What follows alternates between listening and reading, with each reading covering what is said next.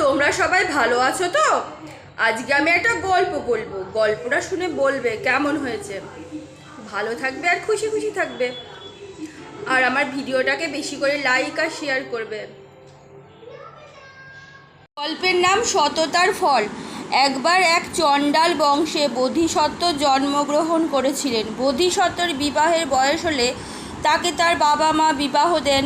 এরপর বোধিসত্ত্বের বাবা ও মায়ের জীবনদীপ হলো নির্বাপিত। বোধিসত্ত্বের স্ত্রী ছিল বেশ জেদি ও অভিমানী।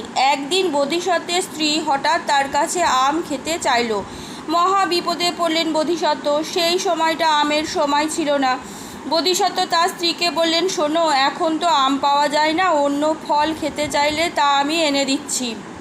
বোধিসত্ত্বের স্ত্রী রেগে গিয়ে বললেন, তুমি যদি আম এনে দিতে পারো ভালো, না হলে আমি অন্য ফল খাবো না।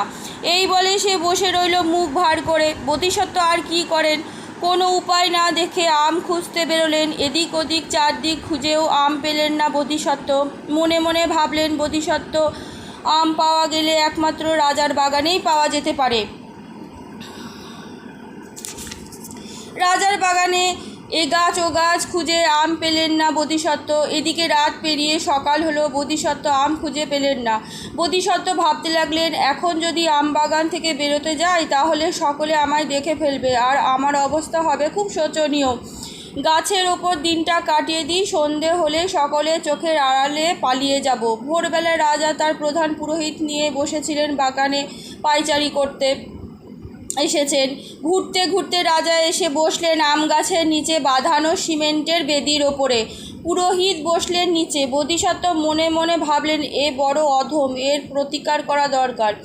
গাছ থেকে নিচে নেমে চণ্ডালরূপী বোধিসত্ত্ব বললেন, আমায় ক্ষমা করুন মহারাজ, আমি আপনার বাগানে প্রবেশ করেছিলাম বিনা অনুমতিতে আম পাড়ার জন্য। আমি তো অধম কাজই করেছি, আপনিও কিন্তু পাপ করেছেন। সামান্য একজন চণ্ডালের মুখে এই ধরনের কথা শুনে খুব রেগে গেলেন মহারাজ। তিনি বললেন, তুমি কি বলতে চাও বলো তো?